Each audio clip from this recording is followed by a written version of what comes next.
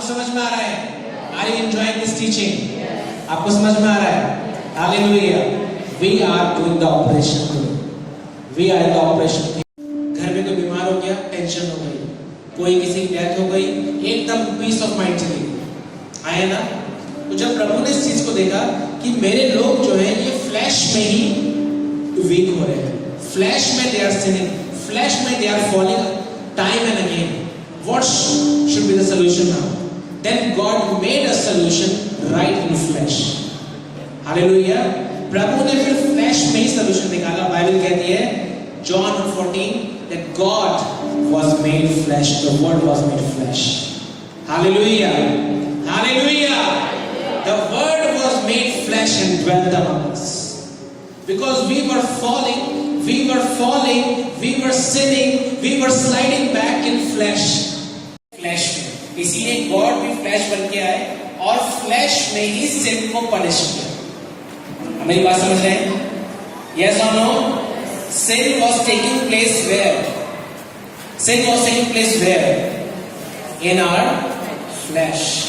In our. That's why sin has to be punished within the flesh. Yes or no? So that's what the Lord did. बहुत ध्यान से देखिएगा. अब ये जो यीशु मसीह जिन चीजों को सह रहे हैं, दर्द को सह रहे हैं, क्रॉस को उठा के घूम रहे हैं, ये दरअसल क्या हो रहा है? If you read the book of 1 Corinthians, chapter 15, verse 21, what the Bible says? The Bible says that God made Jesus. He is your sin, He is my sin. Are you understanding? So actually, Jesus, actually the Son of God is not getting punished here. It is actually sin that is being punished here. आपको दिख रहा है? किसको punishment मिल रहा है ये? किसको punishment मिल रहा है ये? किसको मारा जा रहा है? क्योंकि यीशु मसीह क्या बन गए थे? sin बन गए थे. हालेलुया. यीशु मसीह क्या बन गए थे? यीशु मसीह क्या बन गए थे? sin बन गए थे. हालेलुया. किसके sin? अपने तो उन्होंने कोई sin किया नहीं कभी, खुद तो वो sinless थे. किसके sin बने? हाथ उठा के बोले किसके sin बने? जोर से किसके sin बने? बोले यीशु मसीह मेरे sin बने, यीशु मसीह मेरे पाप बने. हालेलुया. तो अब ये मार किसको पड़ रही है? Fighting with sin and then sweating. बहुत कोशिश करी झूठ बोलना छोड़ने की, लेकिन नहीं हो पाया. हालत कुछ ऐसी हो गई. दिख रहा है? आप लोग कई बार पाप से स्ट्रगल करते हैं. पाप से स्ट्रगल किया आप लोगों ने? पाप नहीं करना चाहते फिर भी हो जाता है. कितने लोग का ऐसा हुआ है? सबके साथ होता है. क्यों होता है? क्योंकि जब अपने फ्लैश में लड़ते हैं, अपने कामों से लड़ते हैं, अपनी स्ट्रेंथ से लड़ते हैं, तो जो एंडिंग होती है वो पसीनों पे ही होती है. पसीने छोड़ देते हैं लास्ट में. यस और नो? और फिर क्वेश्चन मार्क आता है, अब मैं क्या करूं? अब मैं क्या करूं?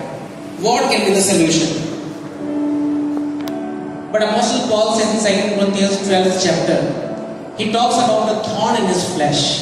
And Paul says, पौलुस कहता है कि मेरे जो फ्लैश में कांटा लगाया गया और उसकी वजह से मैं कई बार जो चीज नहीं भी करना चाहता हूँ वो मुझसे हो जाती है, राइट? और जो मैं करना चाहता हूँ वो मुझसे नहीं हो रहा. Yes or no? So this reality exists with everyone. Yes or no? We are just men. We are not Superman. Yes or no? Yes or no? Even the Superman became a man. God became a man. Hallelujah. Hallelujah. So when the more you will try to fight with sin in your flesh, you will never succeed. So you are fighting with sin.